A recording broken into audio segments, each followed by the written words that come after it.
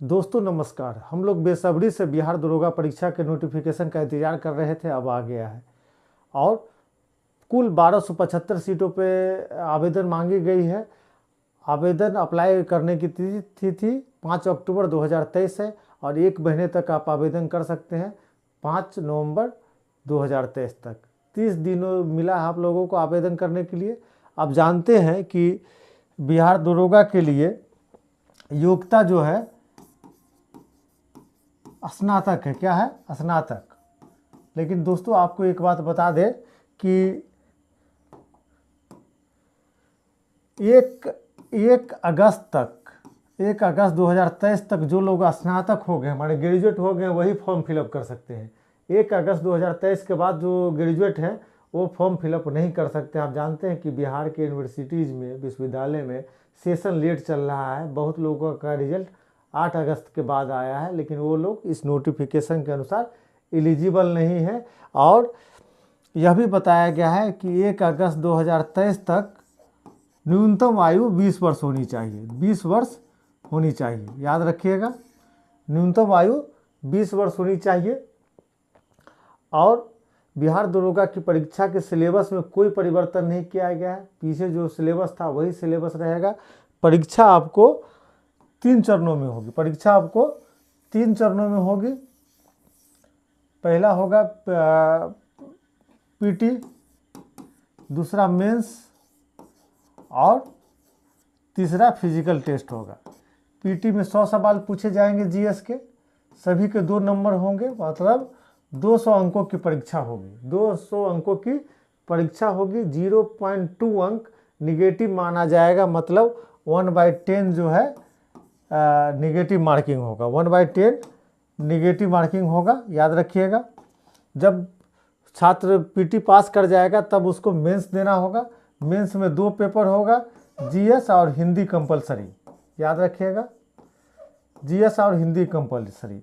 GS में 100 सवाल पूछे जाएंगे, प्रत्येक सवाल का 2 अंक होगा। कुल 200 अंकों की परीक्षा होगी। इसमें भी 1/10 निगेटिव मार्किंग होगा और हिंदी क्वालिफाइंग होगा। अगर आप मेंस पास कर जाते हैं तो आप फिजिकल टेस्ट देते हैं। लेकिन एक बात याद रखिएगा, मेरिट जो बनेगा मेंस में जीएस के मार्क्स के आधार पर बनेगा। आइए एक बार हम लोग देख लेते हैं कितनी सीटें हैं किस कैटेगरी में। दोस्तों एक बात आप लोगों को स्पष्ट कर दें कि 1275 सीटों में 35% जो रिजर्वेशन है महिलाओं का रिजर्वेशन है। यह रिजर्वेशन हर कैटेगरी में दिया गया है रिजर्वेशन, तो 35% रिजर्वेशन दिया गया है, याद रखिएगा, महिलाओं को। हम अगर देखें कुल कैटेगरी वाइज अगर सीटों को बांट ले तो एससी के लिए 275 सीट है, एसटी के लिए 16 सीट है, ईबीसी के लिए 238 सीट है, पिछड़ा वर्ग के लिए 107 सीट है, पिछड़े वर्गों की महिलाओं के लिए 82 सीट है। आपको बता दें कि पिछड़े वर्ग की महिलाओं के लिए अलग से रिजर्वेशन रखा जाता है जनरल वाले में। तो पिछड़े वर्गों की महिला के लिए 82 सीट है, अनरिजर्व के लिए 441 सीट है, ईडब्ल्यूएस के लिए 111 सीट है, ट्रांसजेंडरों के लिए 5 सीटें हैं। दोस्तों सभी कैटेगरी में महिलाओं को 35% रिजर्वेशन दिया गया है। 35% सीटें महिलाओं के लिए है। उसके अलावा स्वतंत्रता सेनानी की सीटें भी उसी में शामिल है। आप लोग जब फॉर्म भर रहे हैं तो कुछ बातों को आप लोगों को ध्यान रखना है, वो हम आपको पढ़ के सुना देते हैं। क्या क्या शर्तें, क्या क्या कंडीशन रखा गया है। अगर इन शर्तों का पालन आप नहीं करते हैं, किसी प्रकार की गलतियां होती है तो आपकी उम्मीदवारी रद्द कर दी जाएगी। आइए देखते हैं। आवेदन पत्र का प्रथम भाग जो रजिस्ट्रेशन जिसको बोलते हैं भरा जाना, परंतु द्वितीय भाग को नहीं भरना। मतलब आप फॉर्म फिलअप करते हैं तो पूरा फॉर्म के फिलअप कीजिए, आधा अधूरा करेंगे तो कैंसिल कर दिया जाएगा। आवेदक द्वारा फोटो अथवा हस्ताक्षर अपलोड नहीं किया जाना या किसी दूसरे व्यक्ति का फोटो हस्ताक्षर अपलोड कर देना, इसके आधार पर भी कैंसिल कर दिया जाएगा। और फॉर्म फिलअप करने का जो चार्ज है अगर आप भुगतान नहीं करते हैं या किसी कारणवश आपके बैंक में वापस चला जाता है तो आप की उम्मीदवारी रद्द कर दी जाएगी। देखिए यहाँ लिखा हो पुनः बैंक में चार्ज बैक के रूप में प्राप्त कर लेना। अगला कंडीशन है चौथा, आवेदन में गलत सूचना देना। गलत सूचना देने पर भी उम्मीदवारी रद्द कर दी जाएगी। गलत आरक्षण कोटि का भरा जाना अथवा अनारक्षित कोटि से संबंध रखने वाले दो आवेदक द्वारा किसी आरक्षण कोटि का दावा किया जाना। देखिए इसका मतलब हो गया कि आप मान लीजिए बीसी में आते हैं, ईबीसी में फॉर्म भर देंगे, जनरल में आते हैं एससी में फॉर्म भर देंगे, एससी में आते हैं बीसी में फॉर्म भर देंगे तो आपकी उम्मीदवारी रद्द की जाएगी। आवेदन में जन्म तिथि गलत अंकित करना, इसके कारण भी आपकी उम्मीदवारी रद्द कर दी जाएगी। आवेदन में गलत लिंग अंकित करना, इसके कारण भी उम्मीदवारी रद्द कर दी जाएगी। प्रमाण पत्र का सही स्वरूप प्रस्तुत नहीं करना और जरूरी प्रमाण पत्र प्रस्तुत नहीं करना। कट ऑफ तिथि तक शैक्षणिक योग्यता धारण नहीं करना। कट ऑफ तिथि तक शैक्षणिक योग्यता धारण नहीं करना, इसके कारण भी उम्मीदवारी रद्द कर दी जाएगी। कट ऑफ तिथि का मतलब समझते हैं? कट ऑफ तिथि जो आयोग जिसका निर्धारण किया है कि इससे पहले या इसके बाद, तो आप जानते हैं कि 1 अगस्त 2023 में निर्धारण किया गया। इसका मतलब है कि 1 अगस्त 2023 के बाद अगर आप स्नातक पास हैं, फॉर्म आज भर रहे हैं तो आप एलिजिबल नहीं माने जाएंगे। अगर फॉर्म भर देते हैं तो आपकी उम्मीदवारी रद्द की जाएगी।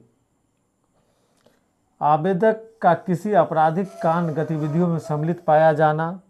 आवेदक द्वारा लिखित परीक्षा अथवा शारीरिक दक्षता परीक्षा के क्रम में धोखाधड़ी करना अथवा प्रयास करना, इसके किसी प्रकार के कदाचार आदि कार्यों में लिप्त होना या संलग्न कर्मियों को किसी भी प्रकार का प्रलोभन देना। मतलब आप परीक्षा के दौरान पीटी, मेंस, फिजिकल टेस्ट या इस दौरान किसी भी प्रकार के गलत कामों में लिप्त पाए जाएंगे तो आपकी उम्मीदवारी रद्द कर दी जाएगी। या एग्ज़ाम हॉल में या कोई जो बाहरी प्रक्रिया में जो व्यक्ति शामिल है उसमें से किसी को किसी प्रकार का प्रलोभन देते हैं तो उम्मीदवारी रद्द कर दी जाएगी, याद रखिएगा।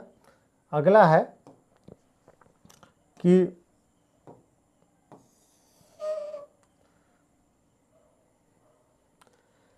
अन्य कोई परिस्थितियां जो विज्ञापन की शर्तों के विरुद्ध हो, अन्य कोई परिस्थितियां जो विज्ञापन के शर्तों के विरुद्ध हो अथवा समान रूप से भी प्रतियोगिता परीक्षा के से कदाचार मुक्त संचालन के विरुद्ध पाई जाती हो।